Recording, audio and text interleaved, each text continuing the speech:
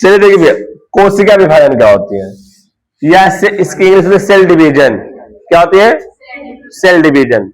देखिए होती क्या है, पुरानी कोशिकाओं से नई कोशिकाओं के बनने की क्रिया को क्या कहते हैं हम लोग, कोशिका विभाजन कहते हैं।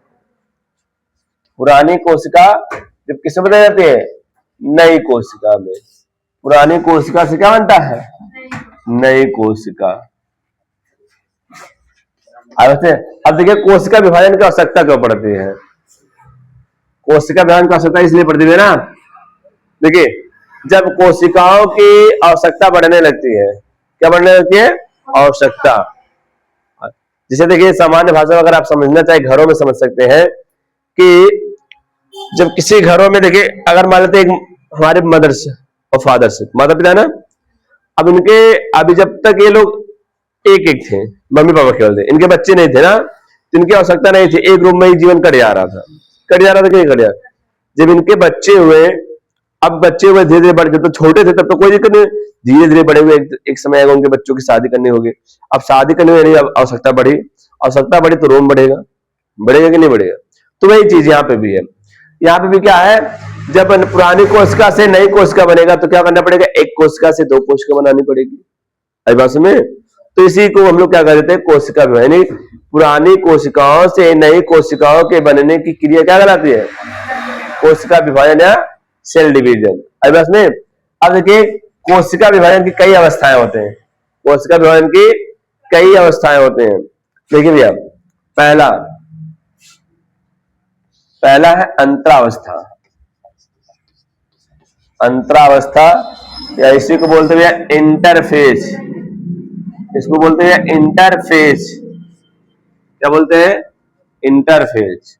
दूसरा होता है यम अवस्था, क्या होती है, यम अवस्था क्या होती है, एम अवस्था। अब देखिए अंतरावस्था क्या होती है, ये कोशिका विभाजन की सबसे बड़ी अवस्था होती है, कोशिका विभाजन की सबसे बड़ी अवस्था कौन होती है, अंतरावस्था। ये होती क्या है, अभी सुनिए, ये होती, देखिए इसमें ये निम्न तीन प्रकार के होते हैं, निम्न तीन होते हैं। देखिए इसमें होता क्या है, इसमें होता है एक जीवन phase, yes phase, phase mean समझता भी है, जीवन phase, yes phase, G2 phase, और एक भैया होता है G0 फेज। क्या होती है, G0 फेज होती है, G0 फेज। अब सुनिए, ये एम अवस्था दो प्रकार की होती है, समसूत्री विभाजन और अर्धसूत्री विभाजन।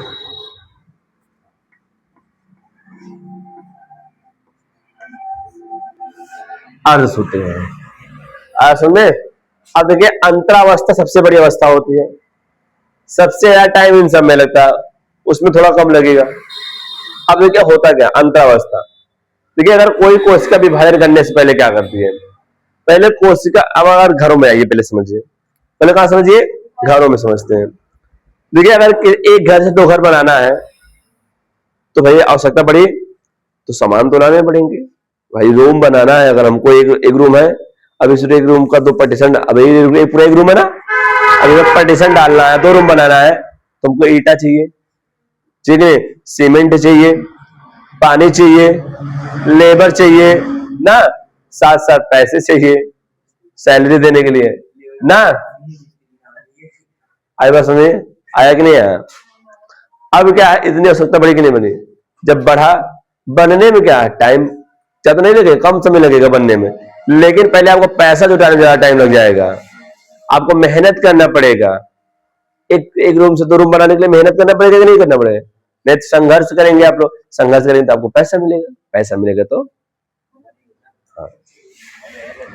अब सुनिए, तो उसी प्रकार बाबू ये भी है, उसी प्रकार अंतरावस्था सबसे बड़ी अवस्था होती है।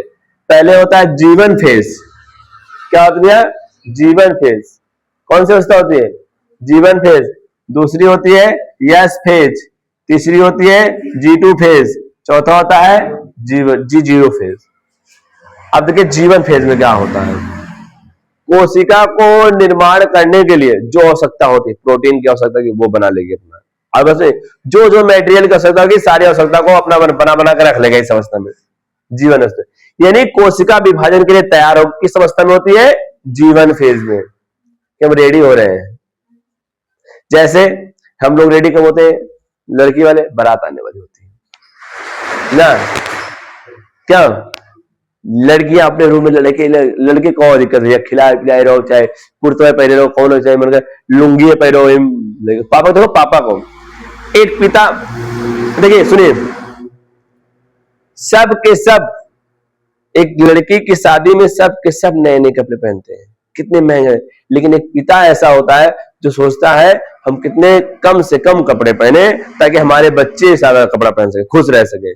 चप्पल देखोगे वही हवाई चप्पल ना। आप लोग सोचेंगे हम ऐश्वर्या राय बन जाएं, ऐसा ऐसा लाइक में काजल लगाएं कि ऐसा कोई लगाया ना हो। एक पिता कभी देखो उसका कोई शौक नहीं है, बच्चे होने के बाद पिता के शौक खत्म। अभी आप लोगों को शौक है ना अपाची मिल जाए बॉयज का ना, सेंट मार के अपाची लगे, कब बढ़िया वाला रेड चीफ वाला जूता हो लगा हो, बढ़िया से आईफोन हो, जेब में पैसा हो 400-500 है ना, 4-5 हजार हो ना ये सब। लेकिन पिता का भैया सबसे कम दाम वाला कपड़ा कौन पहनता है? पिता, पापा पहनते हैं।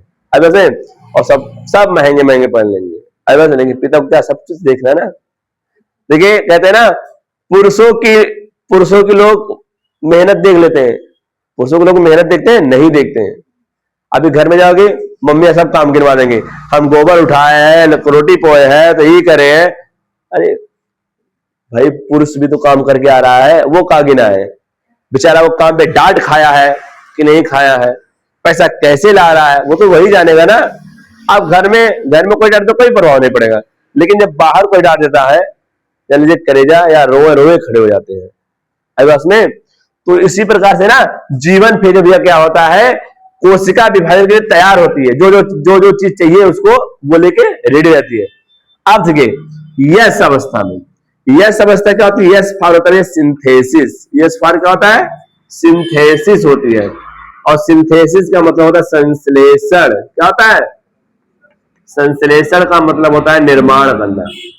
इसमें किसका निर्माण होता है? डीएनए का निर्माण होता है। इसमें डीएनए का द्विगुणन होता है। द्विगुणन मतलब डीएनए अपने आप को तैयार, डीएनए क्या होता है? द्विगुणन हो जाता है, एक कुंडली से 2 कुंडली बन जाएगी। अब इसमें द्विगुणन, डीएनए का द्विगुणन किसमें होगा? यस फेज में। इस यस फेज में केवल क्या होता है? केवल और केवल डीएनए का क्या होता है? द्विगुणन होता है। पूछ लेगा आपसे डीएनए का द्विगुणन किस अवस्था में होता है? यस फेज में। आइए G2 फेज में भैया, कौन सा फेज भैया?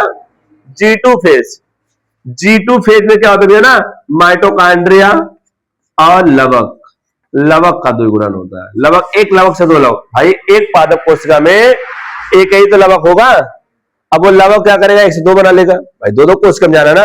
अब पापा है, चाचा है ना, अब भैया जैसे अब एक रूम में तो दोनों का याद है, एक रूम को 2 बंटवारा करना पड़ेगा ना, 2 रूम बनाना पड़ेगा। अब उस 2 रूम में जैसे 10 थरिया, 5 थरिया उन्ने था, 5 थरिया उन्ने था, यही 2 का बंटवारा ना। भाई 2 ही, एक भाई सुनने था, एक भाई सुनने था। आया कि नहीं आया? तो माइटोकॉन्ड्रिया का विभाजन किसमें होता है? G2 फेज में। और लवक का G2 फेज। अब सुनिए G0, ऐसी कोशिकाएं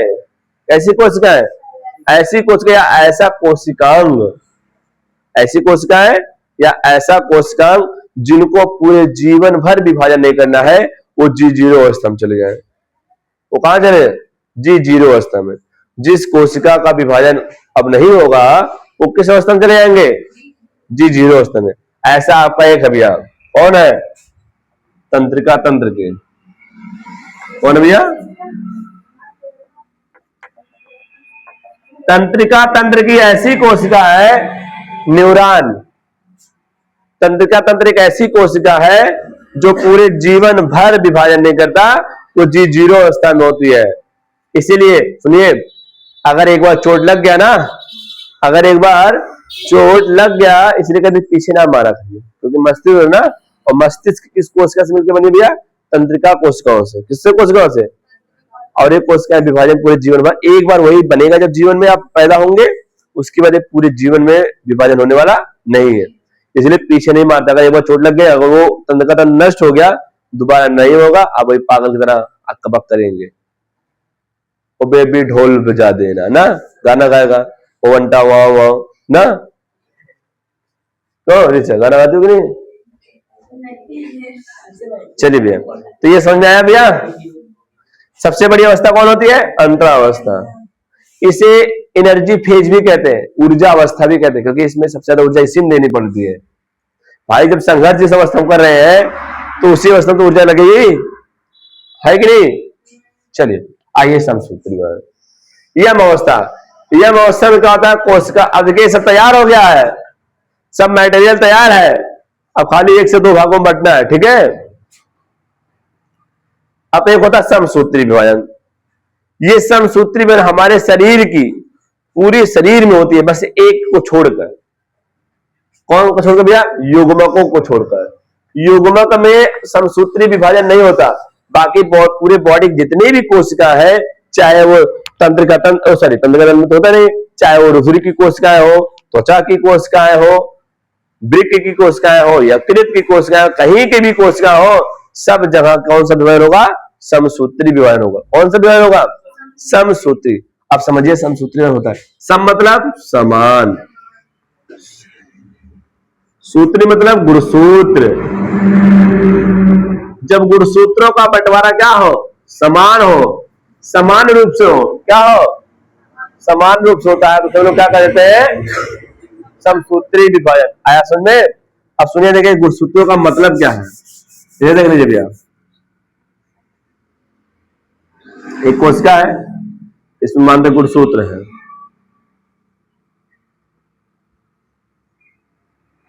ये कोशिका टूयन है।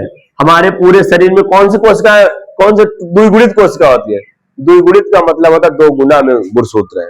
द्विगुणित का मतलब 2 गुना में गुणसूत्र, और आगुणित का मतलब आधे गुना में गुणसूत्र। टूयन का मतलब बायोलॉजी में टूयन मतलब होता है द्विगुणित, और द्विगुणित का मतलब जब गुणसूत्र किस गुना में हो? 2 गुना में हो। और आगुणित का मतलब आधा। थोड़ा समझ लीजिए, देखिए जो युग्मक होते हैं वो हमेशा n होगा, हमेशा क्या होते हैं? n। तो इसमें युग्मकों में गुणसूत्रों की संख्या आधी होती है। अब और बाकी जितने भी शरीर है, दैहिक कोशिकाओं में, युग्मक कोशिकाओं में गुणसूत्र कितने होते हैं? आधे, और आधे को स्मॉल n से दिखाते हैं, आधे को स्मॉल n से प्रदर्शित करते हैं। अब उसमें, और स्मॉल n को हम लोग आगुणित बोलते हैं, आधा गुना। आधा गुना में क्या? गुणसूत्र। और अगर आपसे पूछा जाए कौन सी कोशिका जो होती है आगुणित होती, तो युग्मक की कोशिकाएं क्या होती है? आगुणित। बाकी दैहिक का मतलब होता है शारीरिक कोशिकाएं, जितने शरीर में है, रुधिर की कोशिकाएं, आयवस में त्वचा की कोशिकाएं, वृक्क की कोशिकाएं, यकृत की कोशिकाएं, और आपके आंतों की कोशिकाएं, अमाशय की कोशिकाएं, ठीक है, सबकी कोशिकाएं द्विगुणित होती है, टूयन होती है। टूयन मतलब होता है जैसे हमारे बॉडी में, हमारे मनुष्य के शरीर में कितने कुछ? 46 होता है, तो द्विगुणित है। इसका अर्थ क्या होगा? 23। कहते ना कितने जोड़ी?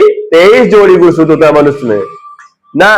तो जो केवल 23 है, आधा गुणसूत्र किसे दिखाते हैं? स्मॉल n से दिखाएंगे। अब बस 23 क्या है? आधा गुणसूत्र, आधे को हम लोग आगुणित कहते हैं। और जब 46 रहेगा तो उसको बोलेंगे द्विगुणित, और ये द्विगुणित पूरे शरीर में होती है। लेकिन जब युग्मक बनेगा, युग्मक बनते समय वो आधी हो जाती है। आई बात में? अब सुनिए, युग्मक होती कौन है? शुक्राणु और अंडाणु। शुक्राणु और अंडाणु क्या कहते हैं? युग्मक। शुक्राणु और अंडाणु क्या होती है? और ये कैसी कोशिका होती है? आगुणित कोशिका होती है। आया सुन बाबू? चलिए अब देखिए समशुद्धि के इधर देखिए, ये कोशिका विभाजन होगा ना, क्या होगा? पहले तो जब कोशिका विभाजन होगा, समसूत्री विभाजन होगा, उससे पहले क्या होगा? ये सब प्रक्रिया होगी। मानते सब प्रक्रिया हो गई ना, डीएनए का द्विगुणन हो गया, माइटोकॉन्ड्रिया लवक का विभाजन हो गया, और जितने कोशिकाएं थे जैसे तारका, गोल्गी का, ये सब इस जीवन में हो गया, ठीक है। और जिनको नहीं विभाजन करना तो अपने चले गए G0 फेज में। जैसे जेकर शादी ब्याह ना करे साधु बन जाते हैं, मोह माया त्याग दे, रड़ुआ खानदान से ना चले जाए भाई मंदिर में बैठ गए, हाँ हेलो करें ना, हेलो कौन, रितिका बोलती है ना चलिए इधर देखिए, अब देखिए एक कोशिका, जब एक कोशिका से दो कोशिका बन जाएंगे, समसूत्री वाला का मतलब क्या होगा, एक कोशिका से दो कोशिकाएं बनती हैं। कितने कोशिका बनती हैं? एक कोशिका से दो, लेकिन दोनों कोशिकाएं अगर ये देखिए मातृ कोशिका है, ये मातृ कोशिका क्या करेगी, संतान कोशिका बनाएगी। ये कौन सी कोशिका है? मातृ कोशिका है। क्या भैया? मातृ कोशिका है। मातृ कोशिका किसमें बदल जाती है? संतति कोशिका बदलती है। किसमें बदलती है? संतति में। जो मातृ कोशिका होती है द्विगुणित होती है, लेकिन समसूत्री विहार में मातृ कोशिका भी द्विगुणित होगी और संतति कोशिका भी क्या होंगे? द्विगुणित ही होंगे। तो समान समान बंटवारा हुआ कि नहीं हुआ गुणसूत्रों का? देख लीजिए, हुआ कि नहीं हुआ मेरे लाल? इसी को बोलते हैं समसूत्री विहार। समसूत्री विहार क्या होगा? एक कोशिका से दो कोशिका बनेगा, दो से चार बनेगा। देखो आप दो तो ये भी बनाएगा, दो तो ये भी बनाएगा, बनाएगा नहीं बनाएगा, फिर ये दो बनाएगा, फिर ये दो बनाएगा, फिर ये दो बनाएगा, फिर ये दो बनाएगा। आया समझ में? समसूत्री विहार समझ आया? समसूत्री विहार कहां होती है? दैहिक कोशिकाओं में। कहां होती है? दैहिक मतलब शारीरिक कोशिका। जैसे अभी देखो चोट लग गया था ना हाथ में, हाथ में चोट लग गया, कट लग गया, अब उनको कट लग गया ना, अब उनको वहां पे कौन सा विहार होगा? समसूत्री। अब समसूत्री विहार हो गए, वो कोशिका क्या करेगा? उसको पूरा रिकवर कर लेंगे। बाद में पापड़ी छोड़ता कि नहीं छोड़ता? वो मृत कोशिका हो गई, पुराने कोशिका। अब पुरानी कोशिका क्या होगा? नई कोशिका बनना ना, अब वो बाद में निकल के खत्म हो जाएगी। चोट घिस के लगती है ना, लेकिन नई कोशिका बनती तो उसके बाद वो निकल जाती है। यही होता ना। यानी वहां पर कौन सा विभाजन हुआ? समसूत्री विभाजन। आया? आया जी? चलो, अरे अभी बता रहा हूं यार, अब वही लागत है।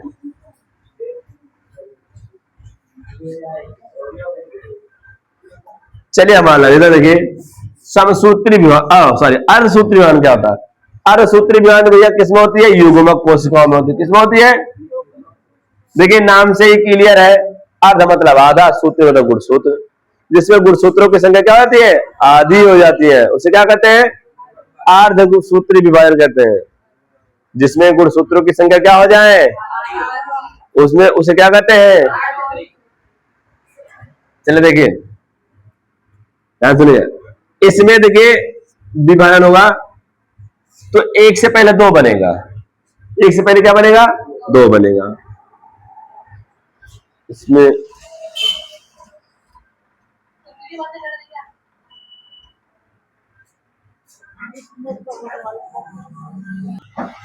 चलिए देखिए अर्धसूत्री। मैंने कहा अर्धसूत्री में क्या होता है? गुणसूत्रों की संख्या आधी। देखिए इसमें देखिए चार चार गुणसूत्र, कितने? एक कोशिका दिखाई गई जो अर्धसूत्री विभाजन हो रही है। ये किसमें होती है? युग्मक कोशिकाओं में होती है। कौन सी कोशिकाओं में होती है? युग्मक या जननी कोशिकाओं में। कौन सी कोशिकाओं में? जननी कोशिकाओं में। कौन सी कोशिकाओं में होता है? जननी कोशिकाओं में होता है। अब देखिए यहाँ पे पहले अर्धसूत्री विभाजन दो दो दो दो तरीके से होता है। पहला अर्धसूत्री विभाजन फर्स्ट होगा। क्या होगा? फर्स्ट। इसके बाद देखिए द्वितीय यहाँ दिखाया हूँ, द्वितीय यहाँ दिखा। देखिए प्रथम क्या था? पहले अर्धसूत्री विभाजन होगा, देखिए चार था ना, देखिए दो दो हो गया कि नहीं हो गया? आधा हो गया, आधा हो रहा कि नहीं हो रहा? पहले एक से क्या बनेगा? दो कोशिका बनेंगे, फिर दो से कितने बन जाएंगी? चार बन जाएंगी। ये मातृ कोशिका है। कितनी कोशिका है? कौन? मातृ कोशिका। ये आपकी पुत्री कोशिका है, संतति कोशिका है। कौन सी कोशिका है? और ये सभी के सभी क्या है? स्मॉल एन है। कौन से एन है? क्योंकि मैंने कि अर्धसूत्री में गुणसूत्रों की संख्या क्या हो जाती है? आधी हो जाती है। द्विगुणित से क्या होगी? आधी हो जाएगी। जबकि समसूत्री में द्विगुणित ही रहती है, दो गुना बनती है। और उसमें एक कोशिका से दो कोशिका बनते हैं, यहाँ एक कोशिका से कितने कोशिका बने? चार कोशिका बने। आई बात में? बस इतने आपको याद रखना है। आया? बस इतना याद रखना है।